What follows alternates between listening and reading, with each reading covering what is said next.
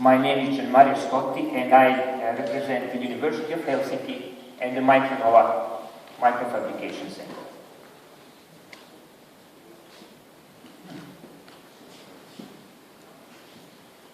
It's not working.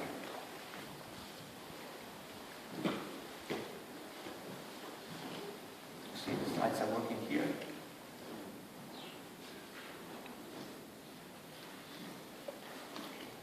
So I'm giving some time for more people to come.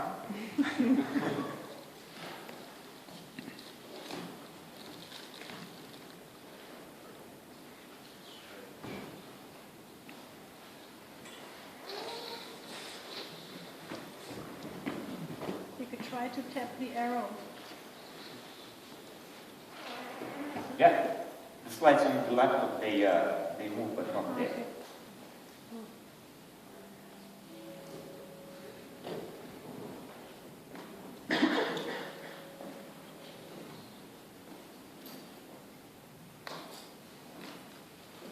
I could turn the laptop so you can see the laptop.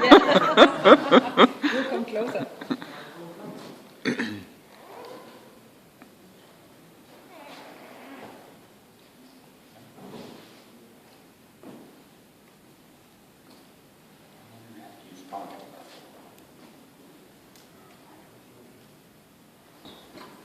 Yeah, okay. As I said, I represent the University of Helsinki and the Micronova Microfabrication Center. Okay, I want to give you first a little bit of background about this microreactor for chemical analysis chip. So, first of all, a little bit about mass spectrometry. Mass spectrometry is a chemical analysis method which uses the mass to charge ratio of an ionized molecule of a compound to determine that compound.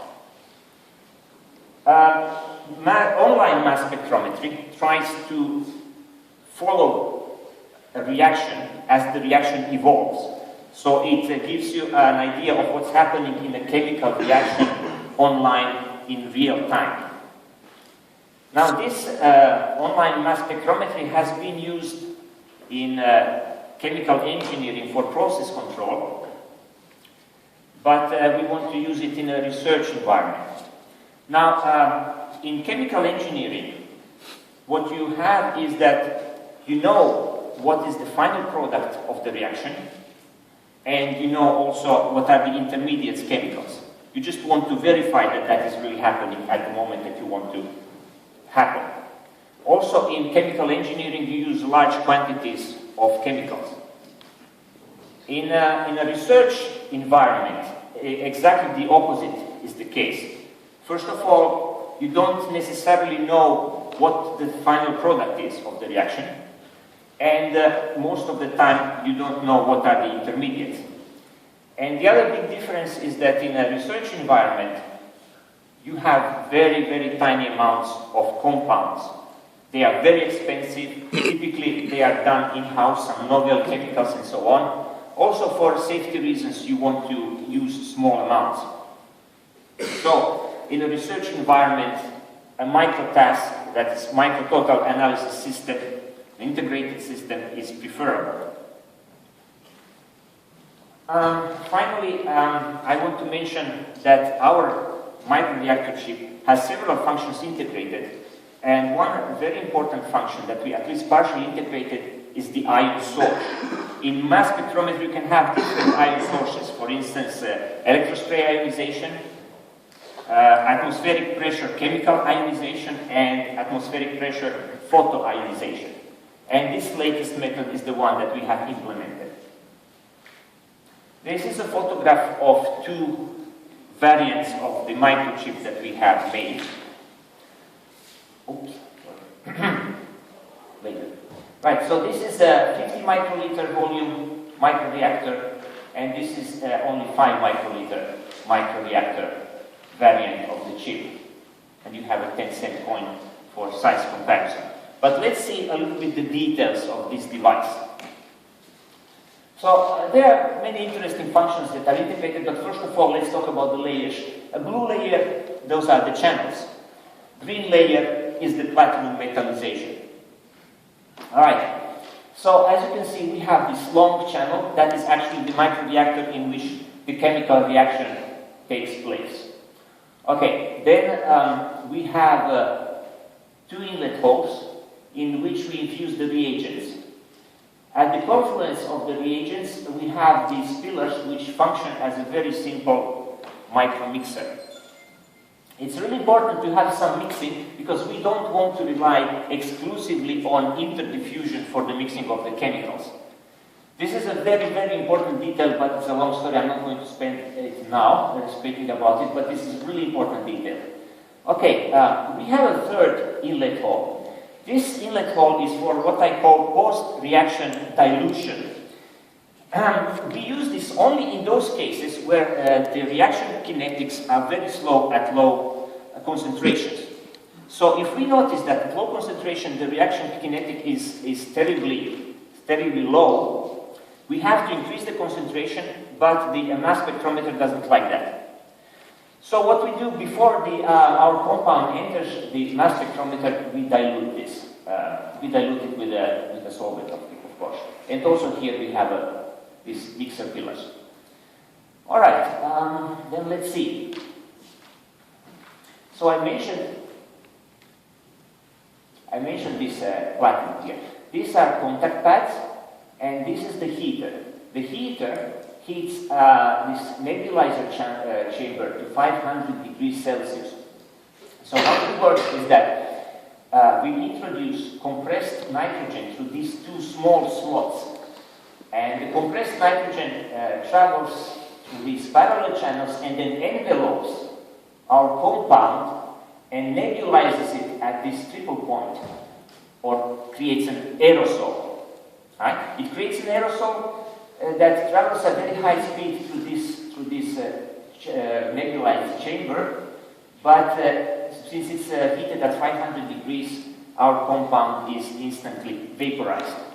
And that this plume of vapor is then directed to the vacuum ultraviolet lamp that does the actual ionization and, of course, the mass spectrometer. So let's see, this is the setup. So here you see, this is a 3D printed jig. It's semi-transparent. So in this case, we really did need the post-reaction dilution solvent here. But okay, so these two are the reagents, post-reaction dilution. Then, as you can see, part of our chip is protruding from the jig, but obviously we don't want to subject the jig at 500 degrees Celsius. It would melt, it would probably carbonize. We want to avoid that. That's why exactly this heated nebulizer chamber is protruding out. And then it's, okay, here this is the nebulizer gas, compressed nitrogen, from this side. VUV lamp, placed very close to the plume, and then this is the mass spectrometer's capillary extension here. Okay, microfabrication. So, because I had to start a little bit late, if you don't want me to explain this slide, please raise your hand, because it's pretty simple. No raised hand, so I have to explain.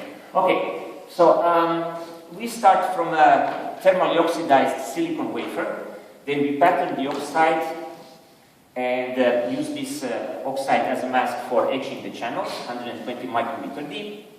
Then we sputter aluminum, or we can also sputter chromium on the back of the wafer. Then we pattern that, and then use this metal as a hard mask for a true wafer etching to form the inlet holes.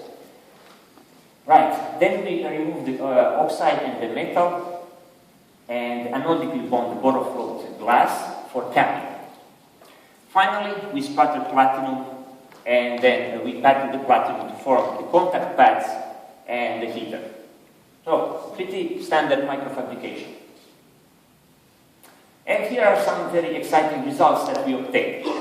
Alright, as you can see, we have two mass spectra. This one was obtained with a flow rate of 8 microliters per minute, and this one at 2 microliters per minute. And this is the scheme of the reaction. So we start with a heptafull vein, which we want to oxidize, and the oxidant is this meta-chloroperoxide benzoic acid. Whew. I'm not a chemist, so this took me some effort. Anyway, as you can see, we have several intermediates, and finally we have this tropon as the final product. And here you have this Roman numeral that will help you to follow what's happening here. So at high flow rates, what happens is that at high flow rates, there is little time for the reagents to react. So we would expect that at high flow rates, we would have more of the reagents and the intermediates than the final product. As we can see, the relative height of the peak of this final product, so it's relatively small compared, for instance, to the reagent, the starting material, and the intermediates. So please notice the relative height of the peaks, not the absolute. I will explain later why that is the case. Now, if you look at the spectrum that is obtained at 2 microliters per minute, where we basically give 4 times as much time for the reaction to complete, the relative height of the peak of the final product now is much higher. And so it's double as much than, for instance, the first reagent, and still even higher than these 2 intermediates that we have identified. So we can see that by simply changing the infusion rate, the flow rate at the syringe pump, we can control at which phase of the chemical reaction we are monitoring. We can decide which phase of the chemical reaction we are going to look at. And so, I would say mission accomplished. Okay, some plans for the future. We hope to reduce a little bit the footprint of the chip so that we can increase the number of chips per wafer. Then we want to put more functions, even more functions on the chip. For instance, catalysis, photocatalysis, heating of the reaction channel so that we can perhaps have reactions at higher temperatures, and we want to control that temperature. And for instance, absorption spectroscopy could be integrated fairly easily with this chip.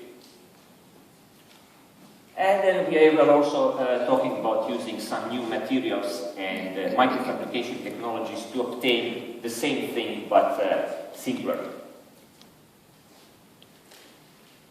So this is the core team that is responsible for the science that I just presented. Sorry about that. So Sofia Nilsson is a PhD student that started last year.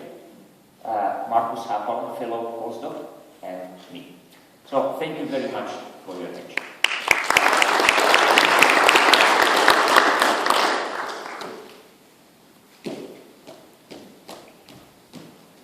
Thank you very much for this nice presentation. Do we have a question? Yes? 20 years ago I was working in analysis and, 20 years ago I was working in analysis and mass spectroscopy was a detector for gas and liquid chromatography. The problem was the quantity of the volume you had. Do you think that your design as an application could be filling that purpose for gas chromatography and liquid chromatography? Oh yes, absolutely. That's definitely something that could be done. So combine it with liquid chromatography, but liquid chromatography should be done before the chip. Yes. Okay, because one selling point of this chip is really this heated nebulizer. Something I did not mention initially is that why heated nebulizer rather than electrospray ionization, which is simpler. The thing is that electrospray ionization is requires the compounds to be polar. With the heated nebulizer and this ACPI, we don't care about whether it's polar or non-polar. But basically, in any case, this, let's say, the selling feature of this chip is that it produces this plume that is directed towards the mass spectrometer. If I want to combine it with the liquid chromatographer, then I would have to cut away one very attractive feature of this chip, which I can still do it for science, obviously. Yeah, and the challenge will be you have to be redundant. The big volume you're producing it. Yeah. Especially with liquid. With gas is less, but with liquid you have a big volume. Yeah, absolutely. But that is a problem that can be, I think, trivially solved. So that will be one of your plans in your future list. Yeah. That's a very interesting suggestion, and thank you very much for that. Good luck with it. Thank you. Do we have a quick question? What's the minimum volume you can have? Well, of course, by handle, if you mean the volume that is in the syringe, that of course depends on the volume of the syringe. But as I said, the reactor's volume is 15 microliters for the larger volume chip. And that proved so far to be sufficient.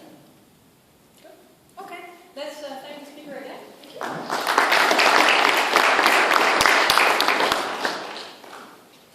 And then we are moving on.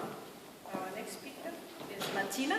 Do you want So, those of you who joined the first lecture session today in this room already know about reusable process and